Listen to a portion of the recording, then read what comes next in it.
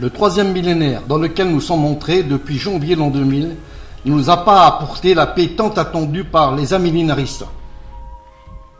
À savoir un règne de 1000 ans de paix sur la terre avec Jésus et l'Église et avec tous ceux qui n'auraient pas été enlevés au moment d'un soi-disant retour en secret de Jésus qui avait été prévu par les deux grands propagateurs de cette théorie, John Leslie Darby et Cyrus Scofield, et tous les autres pré-tribulationnistes et les dispensationalistes. Note, les pré-tribulationnistes sont tous ceux qui enseignent que l'Église ne passera pas à travers la grande tribulation. Ce sont les amis de Scofield qui l'ont conseillé comment écrire ses commentaires en bas de page de la Bible Scofield, Westcott et Hort, les deux Anglais occultistes. Hort croyait au maintien des sacrements de l'Église catholique romaine. Hort croyait que la régénération de l'âme par le baptême tel que l'enseigne l'Église catholique. Hort rejetait l'infaillibilité des Écritures saintes. Hort s'intéressait beaucoup aux travaux de Charles Darwin. Lui et Westcott rejetaient le récit de la création. Westcott ne croyait ni à la seconde venue du Christ sur la terre, ni au paradis. Tous deux rejetaient la théorie de l'enfer, appuyant leurs prières pour les morts, du purgatoire. Hort refusait de croire à la divinité. Hort refusait de croire aux anges. Westcott a été ennemi communiste de nature. Hort a admis qu'il détestait toute forme de démocratie, de liberté. Westcott était un grand buveur de bière. En fait, seulement 12 ans après la parution de la version révisée, il était le porte-parole d'une brasserie. Pendant qu'il travaillait sur le texte grec et au comité de révision de la version révisée, en 1871 et 1881, Westcott et Hort s'étaient attachés à des esprits séducteurs, à des doctrines inspirées par des démons, selon 1 Timothée 4.1. Les deux hommes étaient vivement intéressés par les pratiques occultes et les clubs. Ils mirent sur pied le club Hermès en 1845. Puis, au cours de la même année, Hort se joignit au club secret appelé les Apôtres. Il s'agissait ici de groupes spirituels qui croyaient à des pratiques antibibliques telles que la communion avec les morts, nécromancie. Répétons ce qui a été déjà dit concernant ces deux hommes occultistes. Ce sont eux qui ont aidé Scofield à écrire ses notes dans la Bible Scofield. Je suis obligé de dire que les commentaires de la Bible Scofield sont tirés de sources non bibliques. Les dispensationalistes sont tous ceux qui ont prévu 1000 ans de paix sur la terre à partir de janvier l'an 2000. Nous pouvons constater aujourd'hui que les commentateurs de la Bible Scofield s'avèrent entièrement faux. Tous ceux qui ont appris et qui ont cru à ces enseignements non bibliques et qui les ont propagés, à leur tour, doivent s'arrêter de le faire, et cela pour le bien de tous, et ainsi respecter la sainte doctrine de notre Maître à tous, le Seigneur Jésus. Le troisième millénaire dans lequel nous sommes entrés depuis janvier l'an 2000 ne nous a pas apporté cette soi-disant paix tant attendue par les millénaristes dispensationalistes, à savoir un règne avec le Christ sur la terre pendant 1000 ans. Et avec tous ceux qui n'auraient pas été enlevés au moment de l'enlèvement secret de l'Église, prévu par la théorie de Scofield et de Darby, tel que nous pouvons le constater dans les commentaires de la Bible Scofield. Mais le troisième millénaire nous présente aujourd'hui une Église apostate, mélangée avec des croyants de tous bords. Des centaines de pasteurs et de chrétiens ont volontairement entré dans l'œcuménisme, qui regroupe des évangélistes, des protestants, des catholiques, des bouddhistes.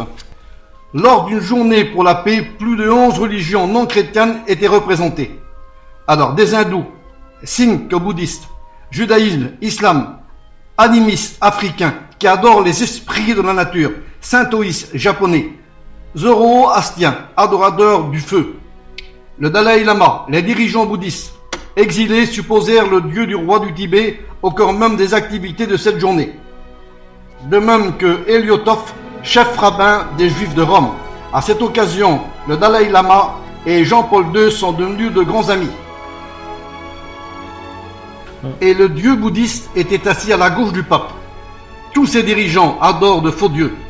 Désobéissant ainsi au commandement de Dieu, tu n'auras pas d'autre Dieu devant ma face. Exode 23. La journée mondiale pour la paix n'est qu'une abomination aux yeux de Dieu. Comment serait-il possible que des adorateurs de statues, des blasphémateurs, des occultistes, des gens diaboliques et surtout tous ceux qui sont rebelles à la parole de Dieu croient pouvoir prier Dieu et voir leur prière exaucée?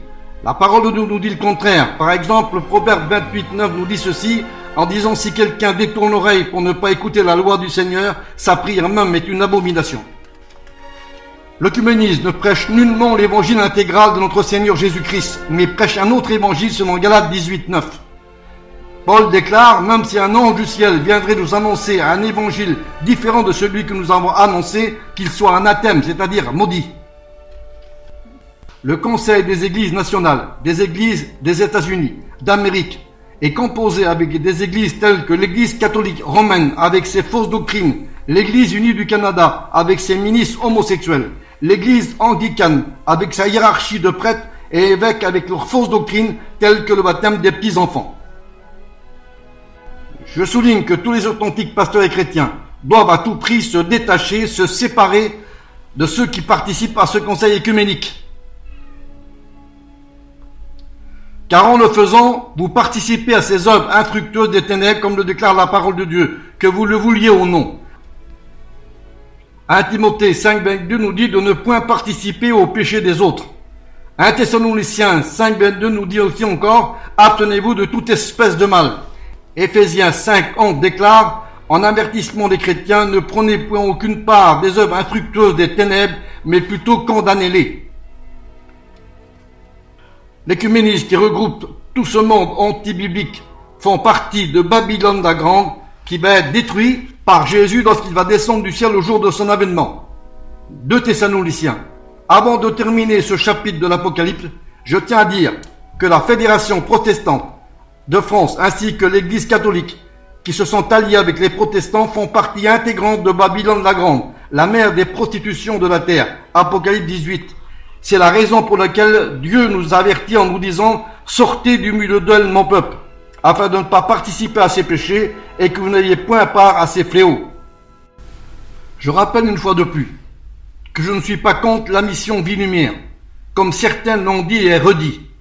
Je tiens à dire aussi que je respecte tous les prédicateurs et les chrétiens de cette mission qui respectent Jésus et son enseignement, c'est-à-dire sa doctrine.